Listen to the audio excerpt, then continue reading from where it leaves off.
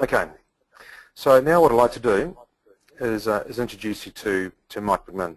Okay, now Mike is our project manager and business analyst here at Amtel, and when our customers talk to us about social media, we engage with Mike. So Mike's going to share his thoughts on where social media is currently in the contact centre and where it's likely to go. So Mike, over to you. Thank you. So good morning to you all. Let me just show my screen. Hopefully you can all see the picture of my Facebook cat. Obviously clearly doesn't know what it's doing. What I'd like to do is set the scene to start off with. 55% of you are already using social media in the contact center, so you're going to be fully aware of quite a lot of areas. But of course there's 45% of you are not. So I just want to get into the zone to start off with. So I'm going to cover what social media is and throw out a few definitions for thought, talk about the different types, talk about the top sites globally, touch on the rise of Facebook and Google+. We'll have a quick look at the most popular NZ sites and what they're being used for. We'll then look at why bother with social media, because there may be some of you thinking, you know, this is a new thing, it's nothing that I'm going to need to focus on, so I'm going to present you with some ideas that present that business case. We'll look at social media, is it a new thing? We'll look at some comparisons, for example, when the internet started off and businesses were saying, no, I don't need a website. We'll look at some of the latest statistics in that space. We'll look at self-organizing markets.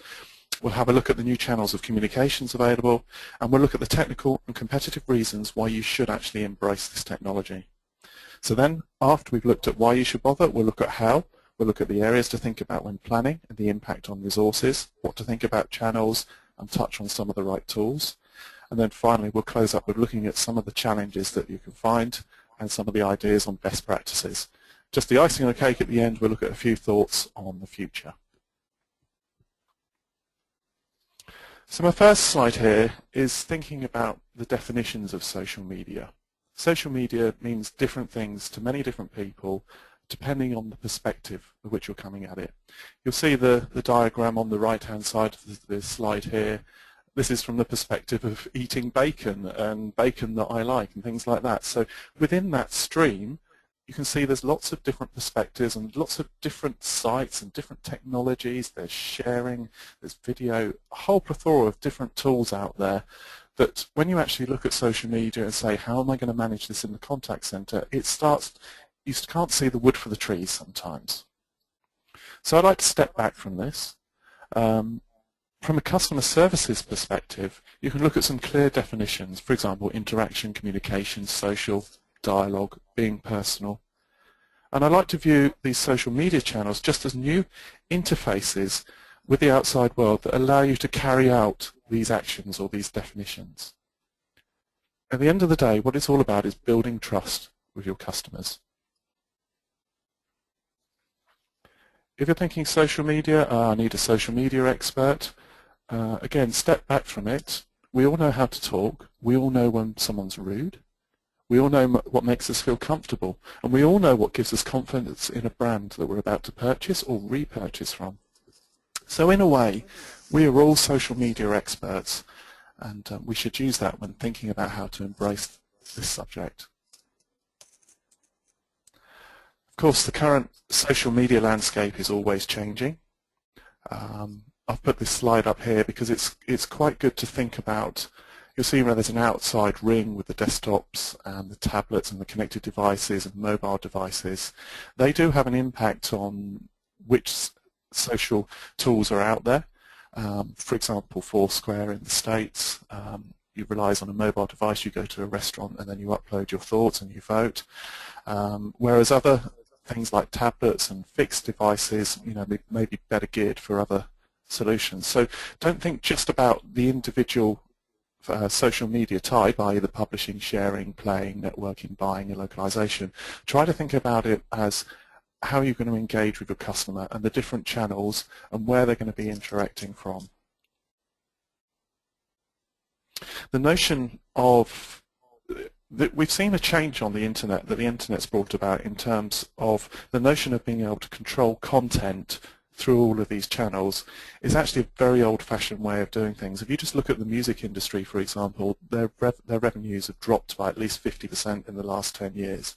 And this trend is happening right the way across the board. So whereas before from the marketing department you were able to control a release of content and feedback about your products, that is no longer the case. So you need to think about this landscape and how the content is being driven in a lot of cases by your customers or users, for example through reblogging or microblogging through Twitter or WordPress. There are currently around about 920 million people that interact daily on the social media side of things. So it is a force to be reckoned with, and it's something that isn't going to go away, it's only going to evolve. Just want to take a quick look at the top 10 most popular networking sites. Now this is a slide that I popped into a presentation that I gave back in August of last year showing the most popular social networking sites. If I drop onto the next slide, you'll see that the landscape is changing. You'll see that Facebook has grown. Twitter has actually grown more than Facebook. LinkedIn has actually gone down slightly. MySpace has gone down. And Google Plus has had a massive amount of growth.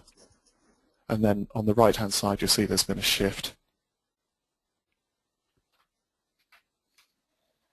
We can't have any social media presentation, of course, without talking about Facebook. It's everywhere. They're currently up to about 135 million users in 190 countries. There was around 1 billion predicting 1 billion Facebook users, or they were predicting 1 billion Facebook users by January of this year. So it hasn't quite got there, but it hasn't got too far to go. When Facebook filed for IPO back in January, they claimed that there was 483 million daily active users, and Facebook is saturated in most developing countries. Little quote here from Mark Zuckerberg, which I do tend to prick my ears up when he says something, because you just look at the rise of his success here.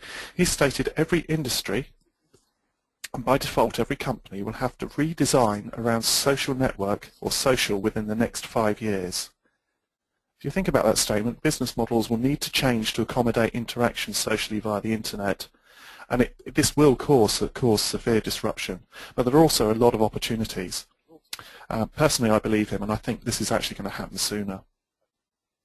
On the flip side, if you look at Facebook, it's actually a threat to open communication and privacy. There's a new startup called Diaspora.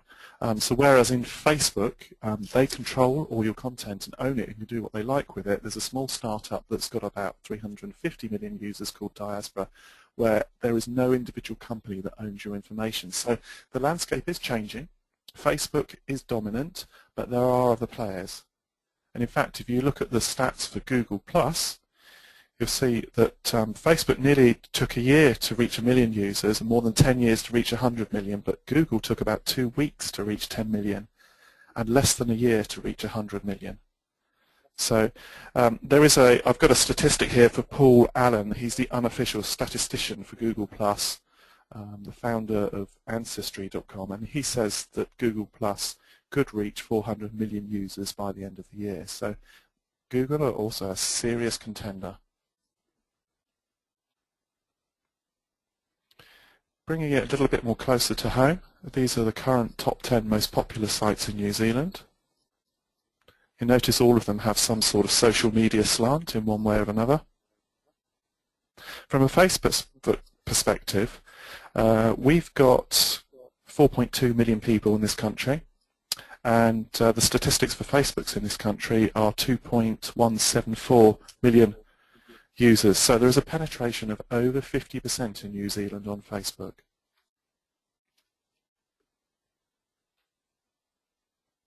So what is social media being used for? A lot of you are obviously aware of this, and you'll have your Facebook accounts.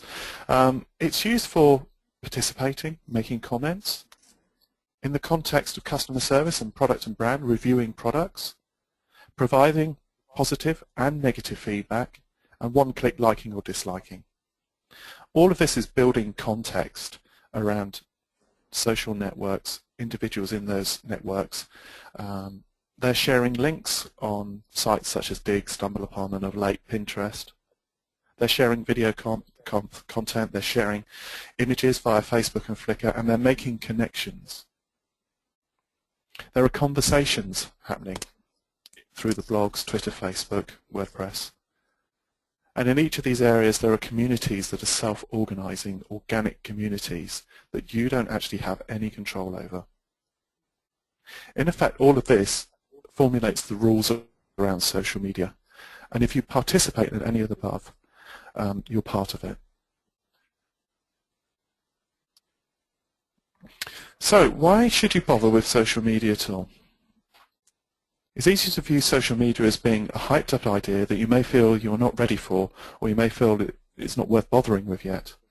So what I want to do next is take a slightly deeper look at why you should look at bothering with social media. But it is important to take a considered approach to it. You don't want to be too late to jump onto the bandwagon. So let's take a look at it from a slightly different angle.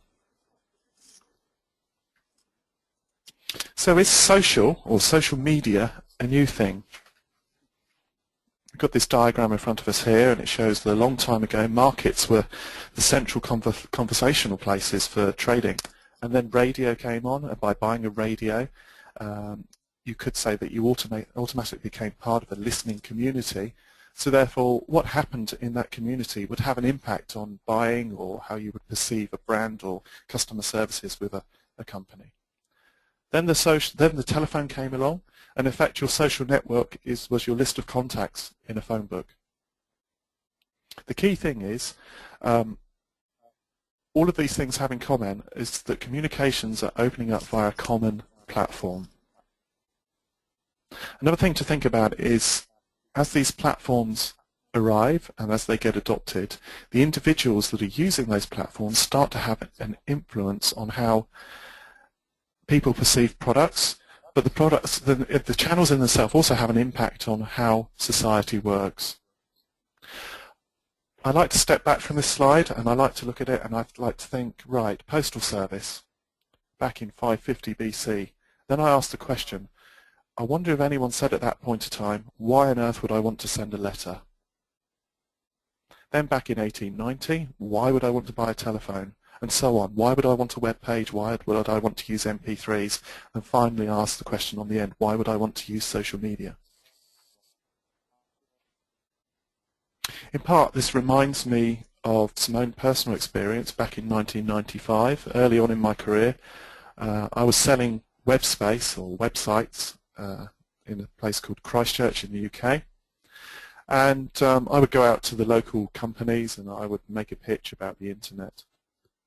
And I distinctly remember one day going to a very posh kitchen company, talking to the director there, the managing director, talking to him about the internet and the benefits of it, and he turned around and he categorically stated that no, the internet is a new fangled thing, it's not going to take off. And you'll see from this slide here, if he hadn't adopted a website, well, I don't know how long it took him to do so, but from a competitive advantage, nowadays you just have to do it.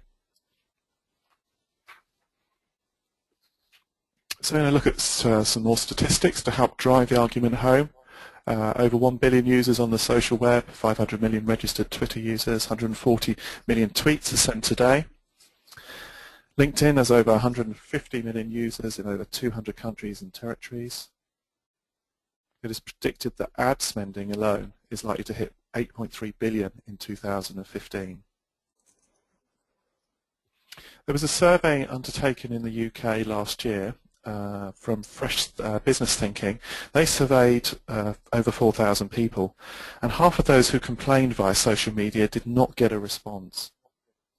A third of those people were also likely to post positive or negative comments. So out of 30, if you think about how many people, 60 million people, that's 20 million people ready to express their comments via the social media channel.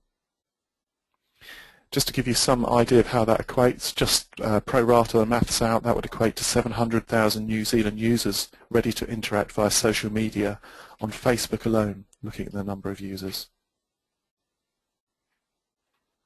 As I was getting ready for this presentation, I found this image that I thought I'd include, showing New Zealand second as the country's citizens who spend the most time on Facebook each day. So you need to think about, there is a shift.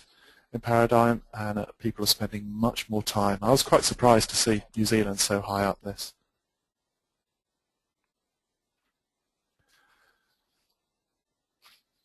This slide here shows, it's this Facebook social graph, and these are actually my friends. And what I wanted to show by this slide was, in terms of building trust with your customers, there are these self-organizing networks out there, and I'm sure you've probably all seen the film The Fockers. If you're not in the circle of trust, if you're outside of it, when you actually state something, people are less likely to believe you. And you'll see that from my social graph that there are the little clumps based on interest. Now, if I present an opinion in one of those clumps, someone is far more likely to believe me than the CEO of the company or the brand that I'm talking about.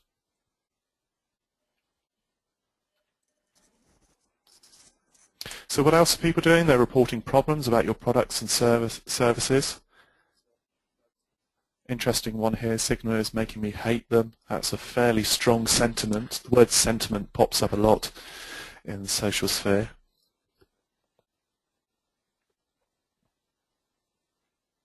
Top one here, TX is employing rude people. Bank of America are awful. You don't have any control of this, but there are tools, there are processes that you can use to counteract these. So in summary on that, are your customers talking about you, and are you listening to them? If you don't know about it, you can't influence it. If you could quite easily lose touch with your customers. So there is a change in expectation of your customers, and they expect companies to be open. And so if you don't embrace that, you're not actually participating in the changing landscape. You're back with the old approach of being closed and trying to control your content, and then you'll go the same way as the music industry. Do you have to ask the question, do you understand what the current trends are and sentiments about your company's products and services? If you can't answer that, yeah, that's not good. So I mentioned before, social creates new channels of communication. To stay competitive, especially for a business whose primary objective is efficient communications, you need to be able to work with these new channels. Because of the open development approach out on the internet, there's also a rapid evolution of social media out there, and so the number of channels will continue to evolve. So you need to look at this and approach it with a strategy that allows you to evolve quickly. So for that to happen, you need smart, scalable systems to cope with whichever direction this may take you. The expectation, I'll reiterate again, is that your customers will expect to interact with you through those channels. Good customer service across all those channels, of course, is the goal.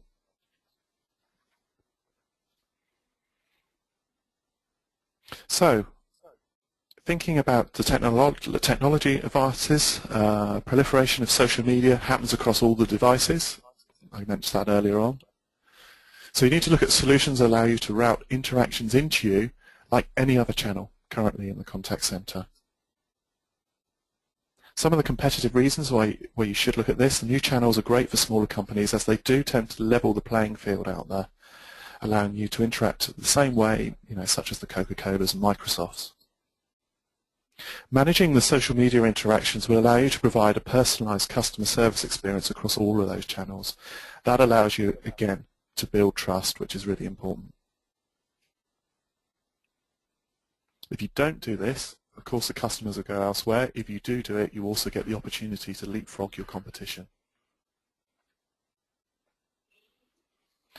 Thinking about some of the monetary aspects in terms of savings, if you start to introduce interactions via social media, there is an element of self-service, which traditionally has been seen to reduce your costs in the contact center by 12 to 14%. Introducing additional channels, for example email, that would also reduce those costs. Adding chat would reduce calls.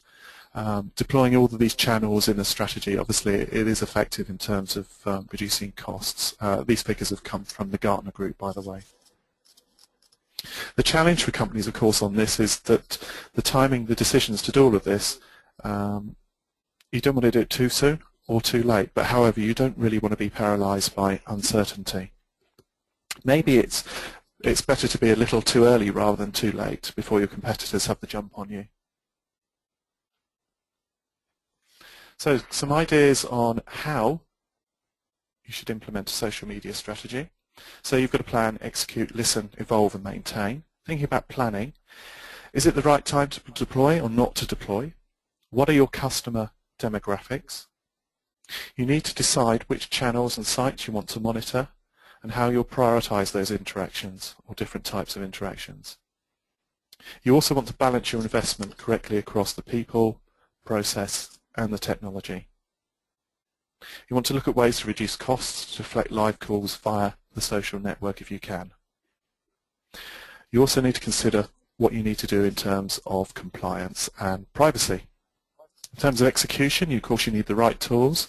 You need to be able to judge sentiment, to be able to pick up keywords. Another important keyword here, influence. This is critical. When you get an interaction or a complaint by someone who's very influential in the social sphere, you want to make sure that your response to them or your interaction with them is prioritized appropriately.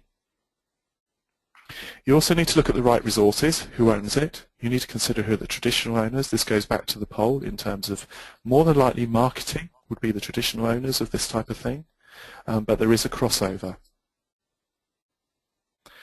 You will also need resources that are dedicated to that channel because the content and the interactions with those channels is highly unstructured, so therefore you will need to consider more experienced staff. You need to listen and maintain, so again, the right tools, right resources, right operational processes, and the right feedback process. And then you need to evolve using the feedback. The current metrics that you use in the contact center are still valid, but there is the new one, which is, of course, is the influence. And then you need to progress with a combination with all of those points. I've got a little cartoon here from Brand Camp. We need to improve service. We can't afford it. We're investing everything into promotions. I'm sure some of you out there will see this and recognize this. Consumers only buy from us if we give it away. Why won't consumers pay full price? Because our service is so bad. Most companies are capable of balancing this. However, if potential customers want engagement through social media, then I wonder, isn't customer service better positioned to manage this? A combined marketing and service department strategy, and of course it is needed in reality, but you might not have thought about this in terms of the changes that need to make this happen, and there'll be some challenges there. Just to back up the previous slide, I've got some information here from Fishburne Hedges report. See, 65% of consumers think that social media is better than call centers.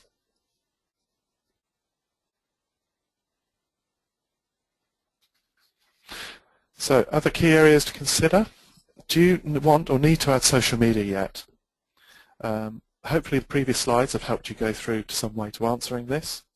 So what you need to do next is consider the channels and respond to social media interactions and work out how you're going to report and monitor. So thinking about those individual channels, thinking about the customer, what are your customers? Are they brands, end users, B2C, B2B? The information coming in, is it heavy or is it lightweight? Because that may affect the length of time to respond. You need to think about the latency. Is the interaction going to be real-time or time delayed? It might be quick to respond, but the process steps in order to get to that response might actually delay it. You need to think about the complexity of the interaction. Is it simple or complex? Do you need multiple parties at different locations to make these responses back through these channels? Thinking about cost. Is the cost of each interaction high, low, average, or automated? And of course, you need to weigh up the practical cost versus the benefits. Of course, there's a lot of common sense that comes into play here. Once you've worked that out, you need to work on the right tools. So to start off with, you need to be able to listen and capture from all of the different channels. You need to pull all of that into the structure, into some form of structured data and social media analytics into a single platform. From here, you need to be able to respond. So ideally you want some sort of transparent integration with the call center platform to reduce your training overhead. And you need to be able to effectively respond through the functionality through the contact center solution.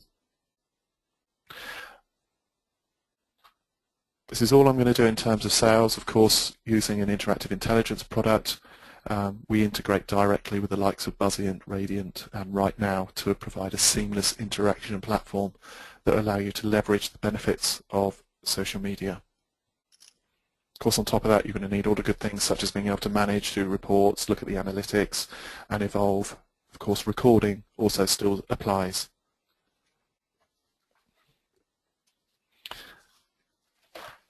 Thinking about some of the challenges that you may face in terms of real-life case studies, Simon has got much more detail in terms of case studies, so I'm not going to dwell too long on this.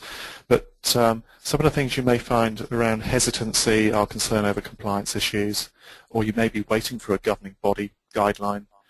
There are quite a few points in here in terms of planning and when to do it and getting the different departments together. Of course, then you've got your technical hurdles, getting all of your technology stacked together. Then you've got your operational hurdles.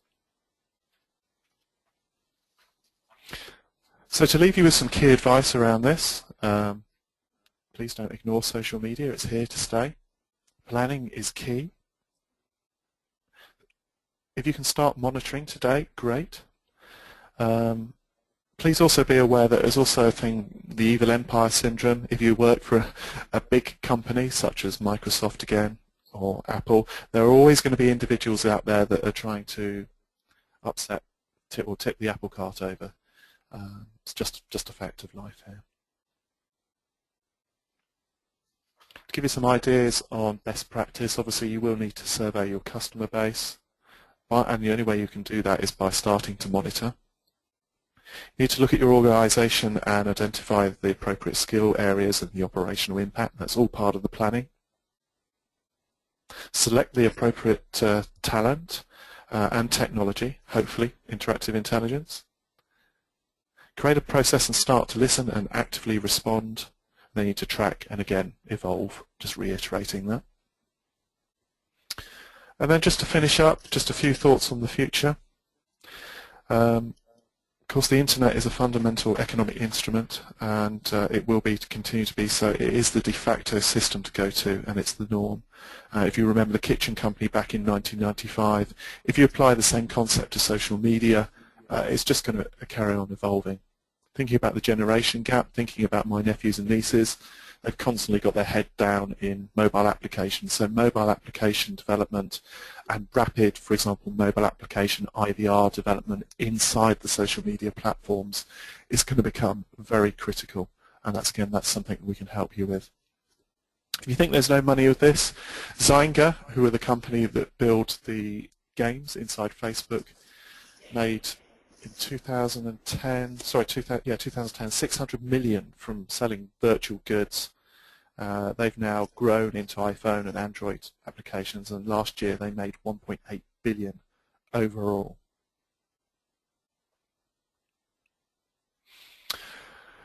Thinking about evolution as we move forward in the social media, all of these tools have a tendency to categorize different users, different sentiments, influence. So it's actually aggregating data.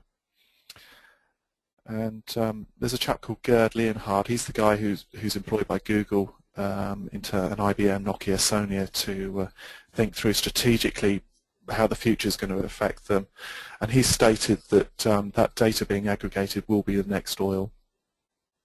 Gartner also predicts that by 2015, context will be as influential to mobile consumer services and relationships just as much as search engines are today. If you think about how many people spend the minutes on Facebook, so I've got here 700 billion minutes per month. That was actually last year. So as soon as they have a license to broadcast, they will be bigger than the BBC. And if you think about the impact of television on society, then you start to realise this really is a force to be reckoned with. Finally, I'd just like to point to the crystal ball. Remember, Facebook was only started back in 2004. So anything, and look at the rise of Google+, and of course there are other startups out there as well with brilliant ideas.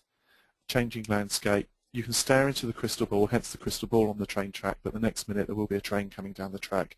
So it is likely to change, so you do need to be flexible. And that's me done. Thank you for listening.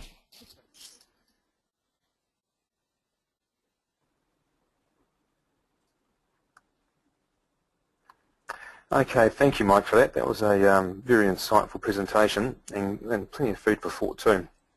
Terrific. Hey, look, before we move to our next presentation by Simon, what we'd like to do is just kick off one more interactive poll, and Mike's presentation sort of leads us nicely into this one. It's similar to the first question we asked, but it's more based on strategy. So the question we would like to ask you is this: does your company currently have a social media strategy in place? Quite simple, yes or no.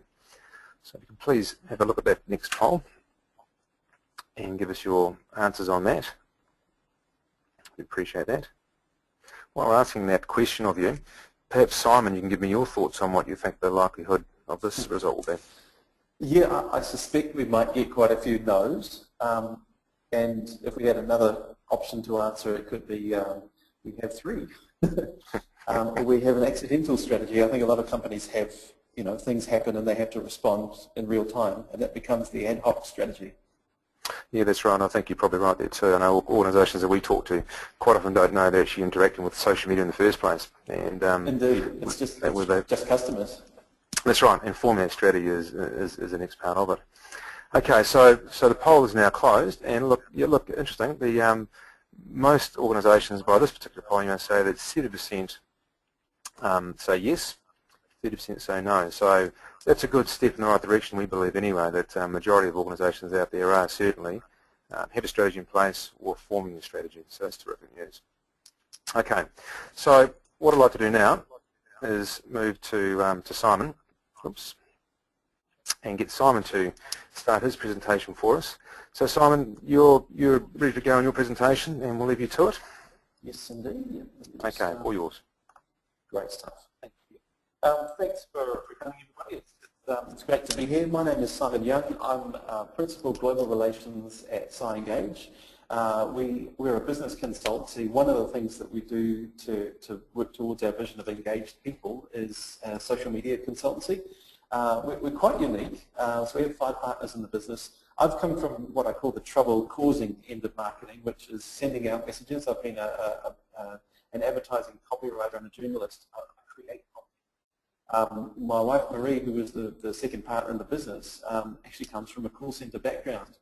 And so before we started the business, we would share stories, and I would just be seeing, the reality was actually at the contact center end of the spectrum, where customer experience was being revealed and being hashed through, and that's actually the brand. So that kind of, we saw that in social media, those two sides were coming together, and now we've got people from business strategy, IT, law, HR, because as you'll see in my presentation, social media is something that affects all of our organizations. So I will start off with a history lesson, actually.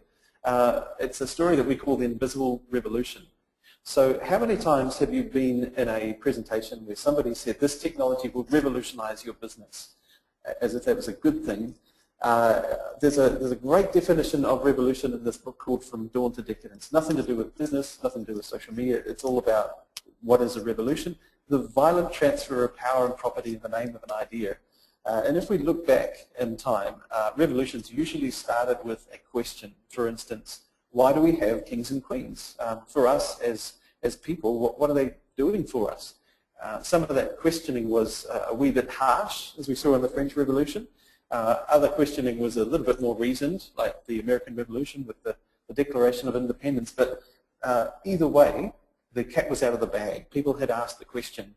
And so the question that makes us ask is, why did they ask the question? And it's got a lot to do with technology. So around 1480, we had the printing press invented. But when we think back in history, we don't get excited about the platens and the rollers and the ink, all the mechanisms of how ink was put on paper. We think about the conversations that arose from the technology.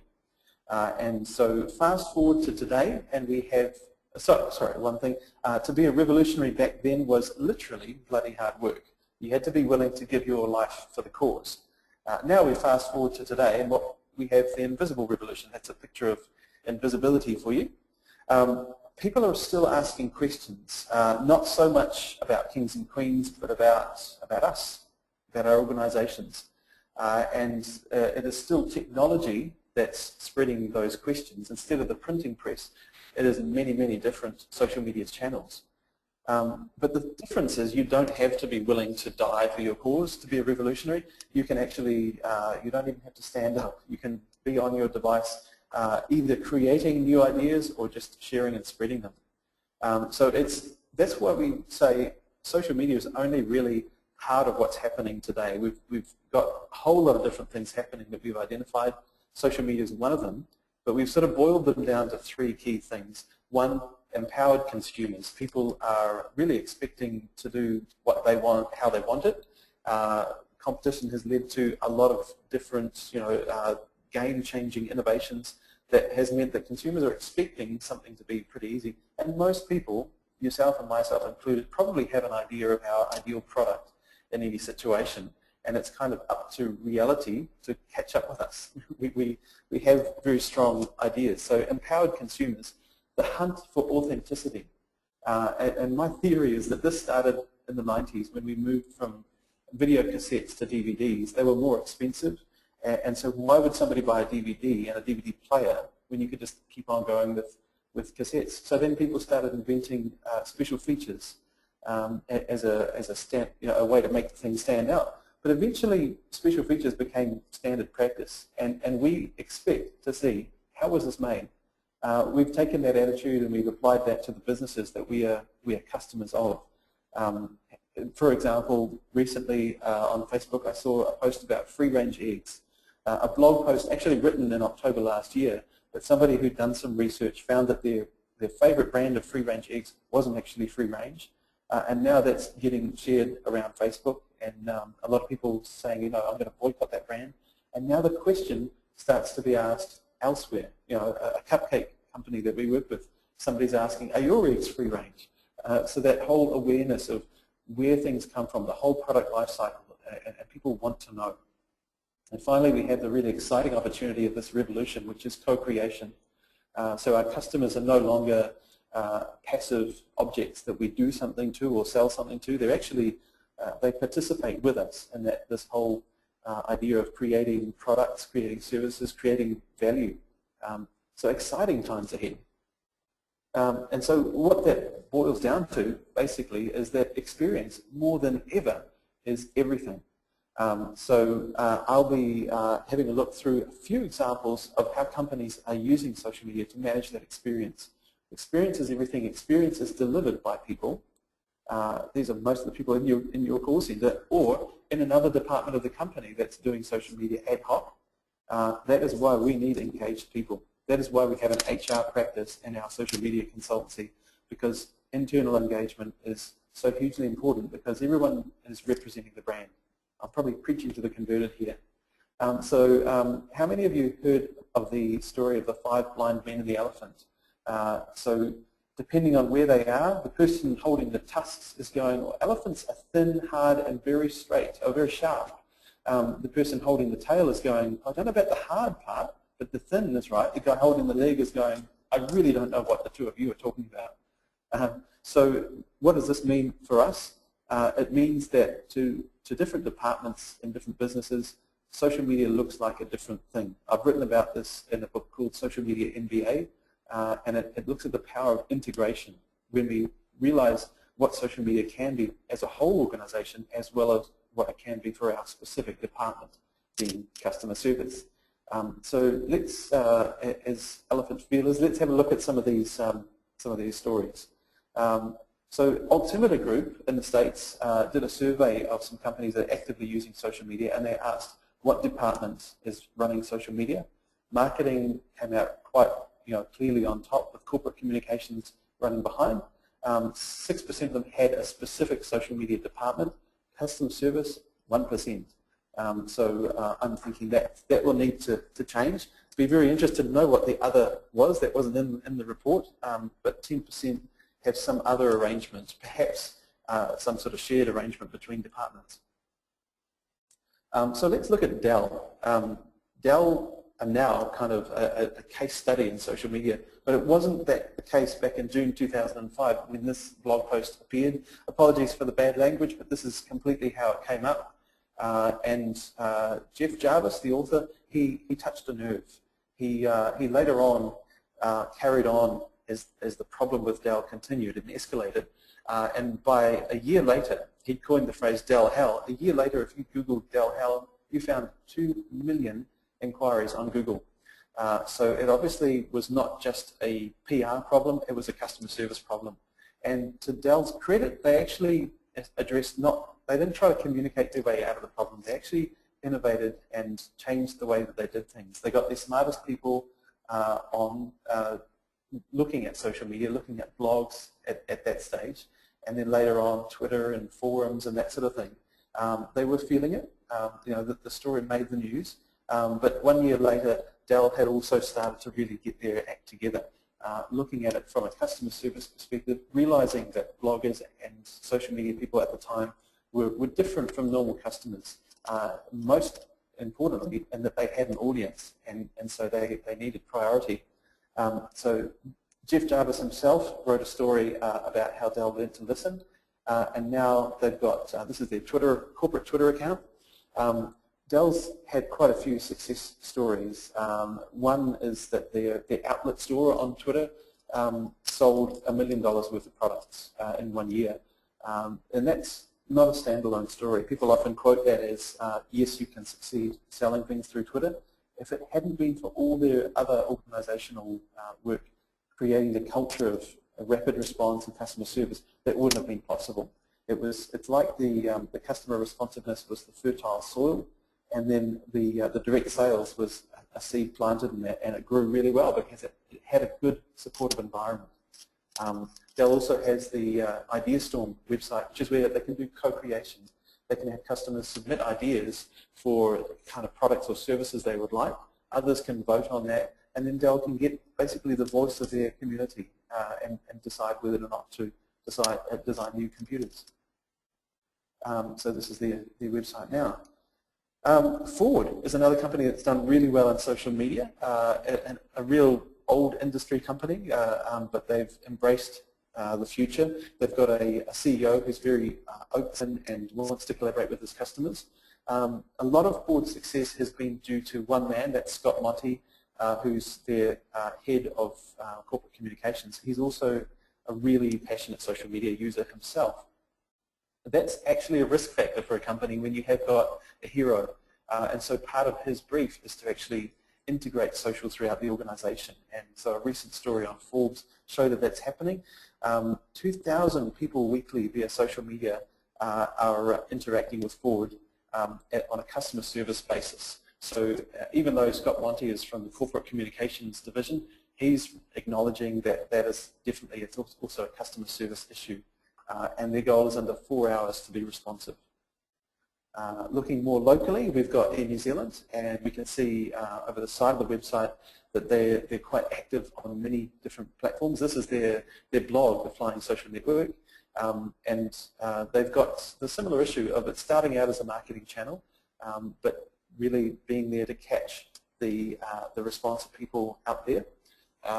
What happened at first, again, we're talking about fertile soil. Having a good brand that everybody loves means that, yes, bad things will happen for every brand, and every so often somebody will complain about a service experience at Air New Zealand, but there's also many good things happening that are also being shared on Air New Zealand. So a bit of a local success story there.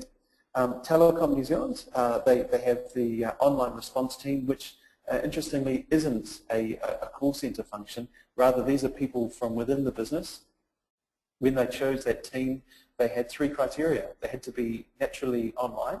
So these had to be people for whom a crisis coming up at 5 o'clock on a Friday was not a big deal. They wouldn't have to come into work, so to speak. They could just deal with it on their mobile phone, and it wouldn't be a huge disruption to their lives. They had to understand what that world was like.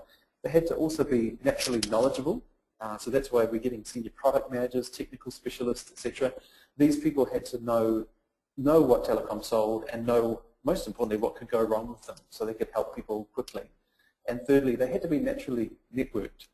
So if they didn't know the answer, they would know quickly who to find within the organisation to find that information. So those were Telecom's 3 criteria. Meanwhile, over the road, Vodafone New Zealand, they both started on Twitter at an early stage in about 2008 when the telcos get it first. Whenever there's a real-time internet-enabled communication process and people can complain, they will complain about their telcos. So Vodafone had a similar case to Ford where they were depending on a hero. We had originally we had Paul Breslin, who was the communications manager and a very good writer, somebody who could put very pithy, funny stuff in 140 characters. And so his personality drove a lot of that account in the early days. And he did his best to make sure that there would be continuity when he left. And now we have a team of 4 there. So really good example of a company getting out there, trying it. We've got a video on our blog at CCiNZ about how Paul sort of sneakily got the company into social media. And sometimes it is a case of getting forgiveness rather than permission. He started with a customer forum, which he paid his own money for. It was $150 to set up versus the process of applying to IT for a budget and then have a planning and scoping process, etc., etc. He kind of knew what he needed, set up a forum, and then found that the forum was also pointing out other channels like Twitter that needed to have attention paid to them. So the advantage of getting forgiveness rather than permission is you actually have some real live data to show. So anyway, you need sometimes a special personality to do that, but that's always an option that's open. The University of Auckland is a great example of a very complex organisation.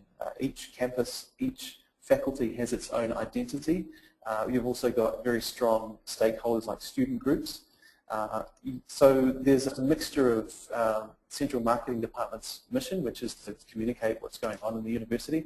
You've also got the students themselves, you've got faculties, and so this is just a screenshot of their Facebook page. We actually see a stakeholder who's posted about the University of Auckland, and then you see the University of Auckland sharing a link there about getting refugees to take part in a focus group. So there's a lot going on, and essentially the department that's controlling the Facebook page, it's a shared arrangement, is to basically make sure that that community operates smoothly.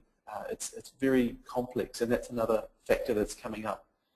Is it a marketing responsibility? Is it a contact center responsibility? And in this case, those 2 departments have been cooperating, which is a great start. So the facts recap, there's a revolution going on, and it is all about customer experience. So as customer experience experts, you all in the contact centers are great participants in that discussion. Social media affects everybody and affects all departments of a business. Start by listening, and for those of you who are saying there's a strategy in place already, I'm sure that listening is a big part of that. And get help when you need it. Sometimes the help is technical, sometimes the help is strategic, sometimes the help is in facilitating the whole department to work together. And that's why we've focused a lot of our attention on facilitation skills within the room rather than online. So the technology is important to us, but also the organisational dynamics are very important in making this happen. So thanks very much. These are you'll find my details here, and also looking forward to some questions. Thank you, Simon. That was fantastic. I really enjoyed some of the stats that you presented regarding some of those larger organisations and the vertical markets that social media has been adopted into quite early. So it's fantastic. Awesome. Look, yes, we do have time for questions, but firstly I'd like to thank you, Simon, for that presentation. That was terrific. Now look, a couple of questions have come through that I'd like to just get these out into the open here. Let's get my screen open here. Okay, so I had a question from one of our participants, and it's directed towards Mike, although Simon, you can feel free to answer this as well. The question goes with this: can you please tell us if the number of contacts to resolve a social media interaction is larger or shorter compared to voice interactions?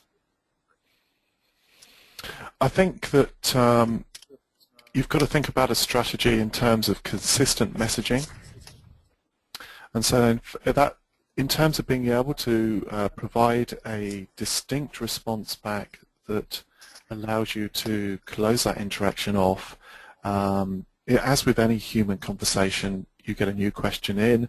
It could be about a number of different things. I mean, obviously, if you've got a very negative response, that's going to need some careful consideration. That's going to need multiple interactions. But if it's a simple question, I think you've got to be able to have things like EFAQ and knowledge bases easy to hand and your staff trained with consistent messaging so you can close that off quickly. So not a straight answer, I know. It depends on what the interaction actually is. But hopefully that will give you some idea around that. Okay, thanks, Mike. This is for you, Simon. Can you please recap on the main types of interactions companies receive? We're talking about Vodafone and Telecom New Zealand being from the telco vertical, seem to only receive technical queries. Okay, that's a really good question. This is anecdotal, just based on some observations of what they do. There are mostly technical queries. There is also service issues, contractual issues, so people asking for clarification. One I saw yesterday was somebody saying, I'm going to Australia, do I need to do anything to activate roaming? So really simple, I guess that's a technical question as well. So that would be mostly what happens, but it really depends on whatever experience the person has and whether they want to type out the message and send it and then not have to think about it until they get a reply versus waiting on hold for 15 minutes to ask a simple question.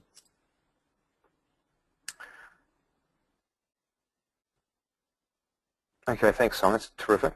Another question has come through. This is really based on the number of participants in today's webinar.